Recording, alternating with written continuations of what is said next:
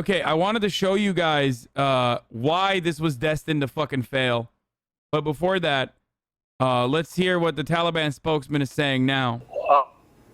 Our leadership have instructed our forces to remain at the gate of the Kabul, not to enter the city.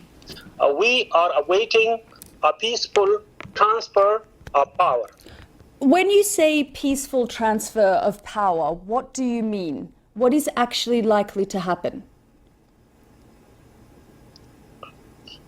It means that the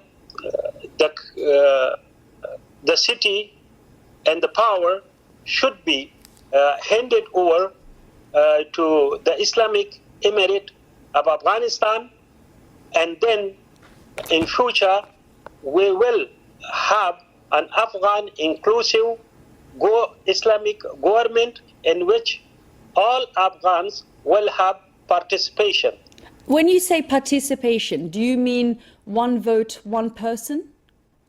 What do you mean by participation? Participation means that we will have in the government other Afghans. They will be part, we will have them in the future government. But it will all fall under the umbrella of the government of the Taliban, the Islamic Emirate, as you describe it? Yes, there will be, as I said, an Afghan inclusive Islamic government. Will there be a delegation going to Doha tomorrow to speak with Mullah Barada? Because there are a lot of rumors that he has arrived in Kabul and the current president, Ashraf Ghani, has handed power over to him. Can you give our viewers some clarity on that, please? They already said they are not going to negotiate with anyone, but I don't know. Mullah Barada is here in Doha. He has not gone to Kabul. These are just rumors. There is also a lot of concern from women in Afghanistan, in Kabul. They have been writing to me, they have been texting me. They are concerned that you will reimpose the regime of the 90s back in Afghanistan, where women couldn't go to school, where girls couldn't go to school, they couldn't work. Can you give us some clarity on what your plans are for that? We have taken already many aspects of the country and also many parts of the country. There are hundreds of schools for girls, universities there where the girls students are studying. There is no restriction on them. They are continuing their studies and they are going to schools they were going in the past. So in Herat, for example. yeah, they are still continuing studies, you know, no. But by the way, okay, here's another fucking ironic similarity, but like, if he could just basically be like, you know, none of that pussy shit, like no gender studies, okay? No liberal arts, religion only. Women are telling me that when they arrived at the gates of their university yesterday, Taliban fighters told them to leave. No critical race theory. And that there would be instructions from Quetta Shura about whether they could attend university or not. That is what the fighters on the ground are telling the women of Herat. No, what I am telling is the policy. The policy is that women can have access to education and to work, and of course they will observe. I love how liberal this is, dude. Women can have access to education, like in America, for example. My man. Americans can have access to healthcare. Now that doesn't mean that you can get the healthcare, but you can have access to it. My friend Ted Cruz says they're presenting some engaging ideas. The hijab, that's it. When you say the hijab, do you mean a headscarf on their head or a burqa covering their face? No, burqa is not the only hijab. There are many types of hijab. One of them you already mentioned. See, he's saying, see, they've lowered it. They're saying no more burqas. You know, we're gonna let We're gonna let fucking women show face and stuff. I still find this Mark Brennan exchange the most illuminating, honest, and how Biden thinks about Afghanistan. You said the Washington Post quoted you this week in a story about Afghanistan, saying that back in 2010, you said to Richard Holbrooke, the then envoy, "I'm not sending my boy back there to risk his life on behalf of women's rights. It just won't work. Not what we're there for." Is that how you remember it? Or Yeah, what did you mean? What I meant was there's 1,000 places we could go to deal with injustice. I can think of 10 countries where women and or children and or people are being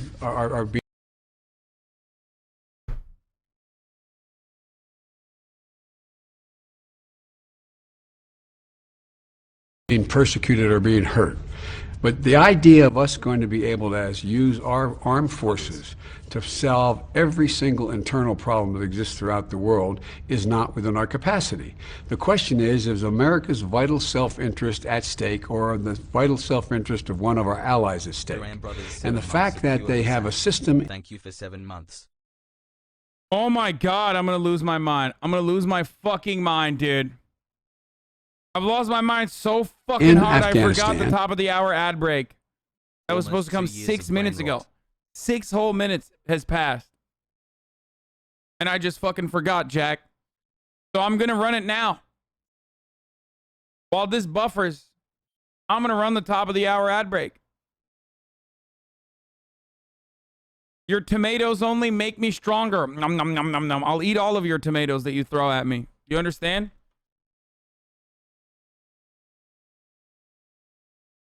If you'd like to no longer see the ads, though, if you want an ad-free broadcasting experience, uninterrupted, you can subscribe for $5 or for free with a Twitch Prime. If you have an Amazon Prime account, that is, of course. Or you can use an ad block or a VPN, but Twitch Prime is free. Here's the 1-minute ad break now. As they do in parts of Pakistan, as they do in parts of other countries, that say Saudi Arabia, coward. We're going to send troops because there is not, and human rights are not being valued to the same degree that we are. Say Yemen. What's going on with women in Yemen? Bezos bucks. How they doing? That's a different story about sending combat troops. We should call it out. We should go to the United Nations. We should be saying, this is what's happening. We should try to shame and get the world to put pressure on, and economic pressure on people who engage, countries that engage in that, but not send troops. That's what I meant. It is not sufficient. That was my point. And the idea was, and I think Richard had said something like, well, women are being abused there. I said, they're being abused a lot of places around the world. Are we going to send our American forces all over the world to make sure that stops? But then don't you bear some responsibility for the outcome if the Taliban ends up back in control and women end up losing the rights? No, I don't. Look, are you telling me that we should go into China go to war with China because what they're doing to... Yes. I mean, he's right, by the way. But like, yes, if it were up to MSNBC, and if it were up to CNN, and if it were up to like the military industrial complex, yes, the argument is, yeah, kind of like that'd be pretty tight, or at least like more Cold War shit. Like, obviously you can't do full blown fucking, hot conflict with China. That would be bad for business. But like, it would be kind of good for business if we were just like engaging in wars in Africa. You know what I mean? Like, that would be tight. And that's precisely what they are going to do. And that's precisely what they want to do. Dissing MSNBC less than an hour before you air? No, they already canceled because they're talking about Afghanistan. The Uyghurs, 1 million Uyghurs out in the West in concentration camps? Is that what you're saying to me? It was your quote, sir. I was asking you. No, I know. I gave the answer. Do I bear responsibility? Zero responsibility. Mm-hmm. The responsibility I have is to protect America's national self-interest and not put our women and men in harm's way to try to solve every single problem in the world by use of force. That's my responsibility. This graph of opium production after America invaded is crazy. Yeah, I mean, what a lot of people don't recognize is that one thing that will hurt the bottom line is the opium production in Afghanistan, because the Taliban were not a big fan of the opium production. Afghanistan has incredible fields that you could use for cotton production. And yet, for some fucking reason, once we invaded, we decided, yeah, I mean, that would be competitive against our interests, so you should just do the opium instead.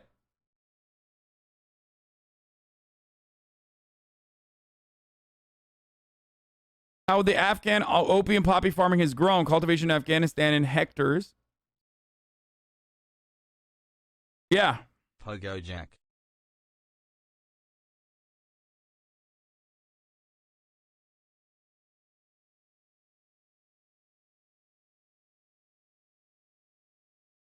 "19 months I love you" has say it back.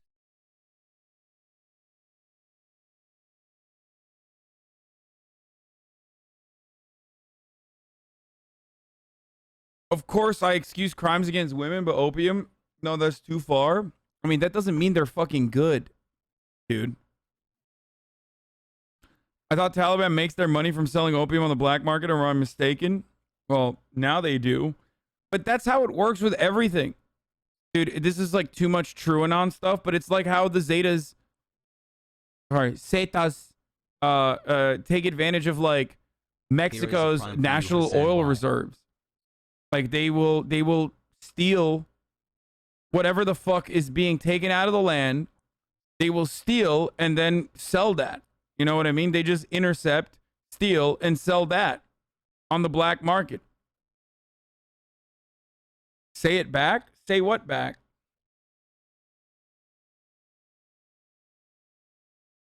I can think of 10 countries that women's rights are being violated. Deal with the US first. Say what?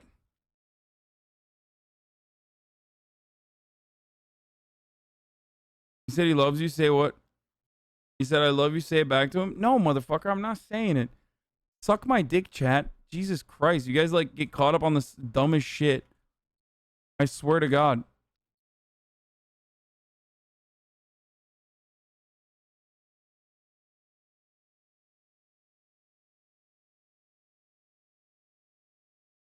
Your opinion on Pakistanis and Afghans who are justifying the deaths of thousands because the majority of Afghans like the Taliban? Sorry for bad English. Cringe take, I'm out. Dude, listen, then fucking leave, okay? Has raid. And I'm not going to apologize. You guys are being so fucking annoying, dude. Seriously. Like, I'm literally trying to fucking educate 50,000 people on what the fuck's going on in Afghanistan. And if your fucking main concern is like a random dono said, I love you, and you need to say it back, then the level of fucking parasocial behavior that has gotten completely out of control. And now, the moment that I fucking shit on you, you're going to be like, dude, we're just memeing. And also, it's like one chatter. I know how you behave as a fucking hive mind, okay? You're literally going to be like, oh my God, dude, it was just like one chatter. And it's not. It's not one fucking chatter. It was a sea of fucking psychos. Shut the fuck up.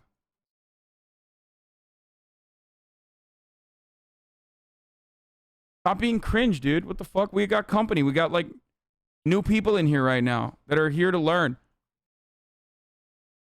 Yeah, chat's favorite fucking retaliation is we were just memeing. Oh my God. And then the second fucking retaliation is, oh dude, it was just one guy. One guy equals chat.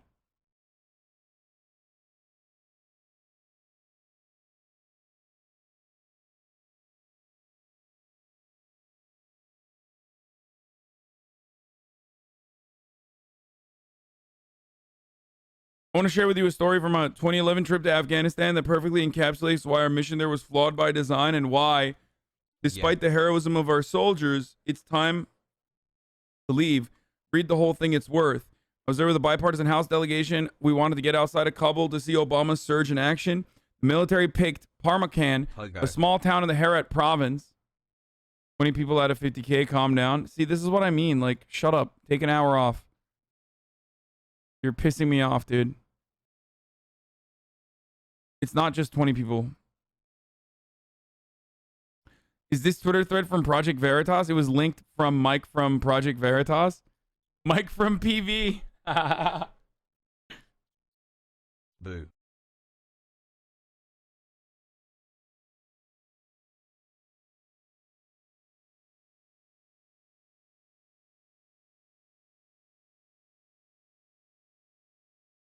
Anyway, let's keep going. We were greeted by the army unit stationed there. Their leader was an impressive guy from Goshen. These guys were badass, rightly proud of having run the Taliban out of town. They introduced us to the village elders, and we set off to a tour of the town. Come on, the elders told us. Come here and sit on old Joe's lap, and I will let the you elders told us stroke that the my leg Taliban there. used to come into town and steal their crops. Now with the U.S. Army protection, the farmers could harvest in peace and sell their crops at market prices. The Taliban were still their customers, but at least now they get paid thanks to the U.S. As we walked, we noticed the fields were filled with gorgeous, colorful flowers. We asked the elder what this crop was. The one they now sold to the Taliban. Poppy, he said without hesitation. I turned to one of the Republicans on the trip, to Kensinger, and said, so the U.S. is here protecting the heroin trade that provides the Taliban with an income to continue the insurgency we're supposed to be fighting? This was the U.S. in Afghanistan. Our presence there was a recruitment boon for the Taliban. This is 100% true, by the way. Other times, like in Parmakan, even when we won, took territory over from the Taliban, we were losing, safeguarding their income. From the start, the mission was flawed by design. Except Chris Murphy, who once very famously said, God damn it, we can't even fucking coup d'etat Venezuela right. What the fuck is wrong with this administration? Can't we just have a little soft coup? What the fuck is wrong with you guys? That was the mission. The mission was never failed from the start. That was literally the mission. Okay? That's how the mission was. And that's been the mission. I mean, narcotics trade is like kind of the bread and butter, dude.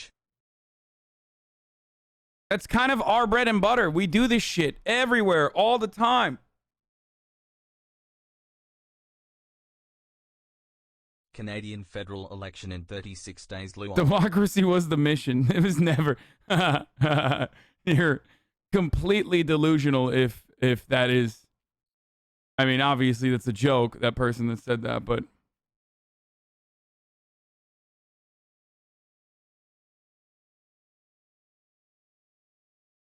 Nice hairband girl says Kanye West 43.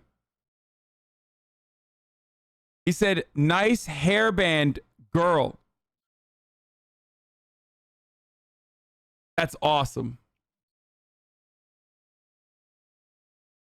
Like what he used girl as a pejorative. I went to Afghan to protect the poppies, then came back and the VA prescribed me opiates. What I'm talking about, brother. What do you mean? Have you read this person's account of Afghanistan? I deployed there twice, once in 2008, once in 2009. It was already obvious that the Taliban would sweep through the very instance we left. I know how bad the Taliban is. I know what they do to women and little boys. I know what they're going to do to the interpreters and people who cooperated with us. It's awful. Afghanistan is a dusty beige nightmare of a place full of proud, brave people who do not fucking want us there. We called them Hajis, and worse, they were better than we were, braver and stronger and smarter. I remember going through the phones of the people we detained and finding clip after clip of Bollywood musicals, women singing in the fields of flowers. Rarely did I find anything incriminating. I remember finding propaganda footage cut together from the Soviet invasion and our own operation enduring whatever. And laughing about how stupid the Afghans were to not know that we aren't the Russians. And then eventually realizing I was the stupid one. Damn, that's fucking sad. American soldier thread cringe. I mean, I think it's good to hear the perspective of fucking people who are actively fighting against that. Okay, so I don't give a shit. Yeah, they fucked up. They recognize it. And now they speak out against it. The best you can expect from people when the overwhelming majority do not feel conflicted.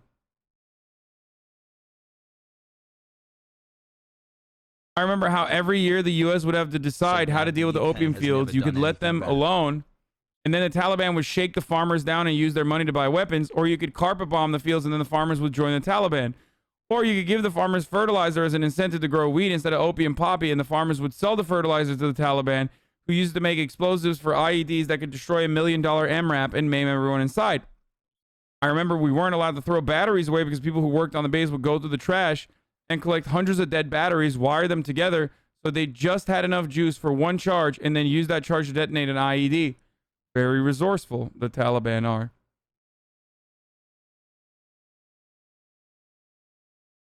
I remember the look on my roommate's face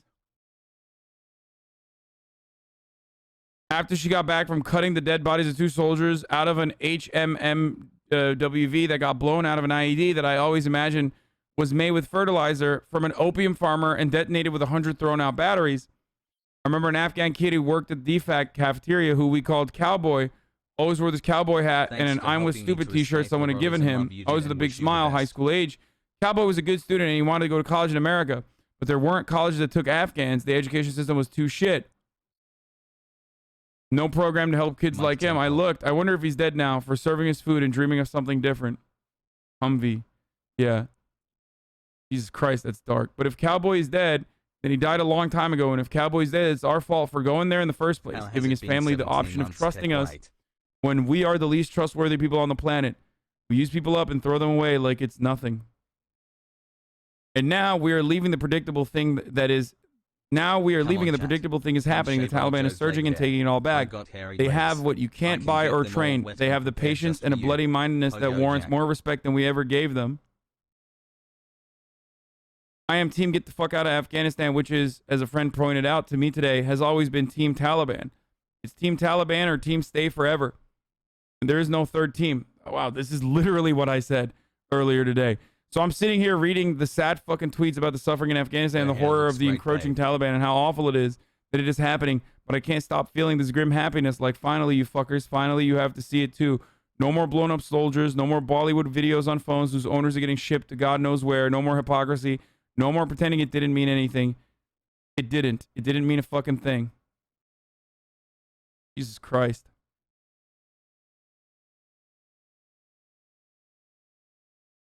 Couch activist speech? What? That person literally fucking toured in Afghanistan, dude. It's like the opposite of being a couch activist, dude. What the fuck?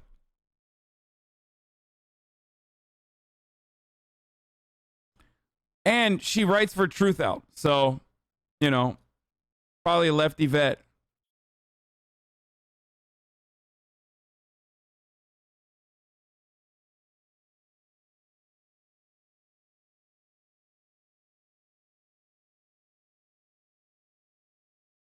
Anyway, let's get to the most predictable thing that could have ever happened is currently happening and how we knew about that it was inevitably going to happen from a very long time ago by looking at a documentary that was on Vice about this is what winning looks like, okay?